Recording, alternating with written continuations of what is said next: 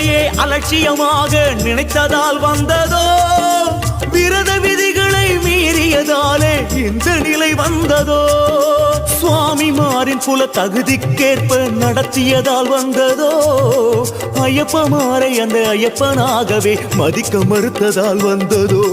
கூட்டம் விட்டு பிரிந்து தவிக்கிறோம் செய்த பிழை என்ன தெரியலையே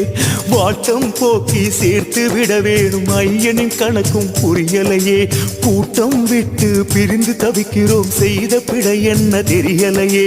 வாட்டம் போக்கி சேர்த்து விட வேணும் ஐயனின் கணக்கும் புரியலையே செய்த பாவம் என தெரியலையே ஹரிஹர சுதனே சரணம் சரணம் சுவாமி ஐயப்பா பகவான் சரணம் பகவதி சரணம் சரணம் ஐயப்பா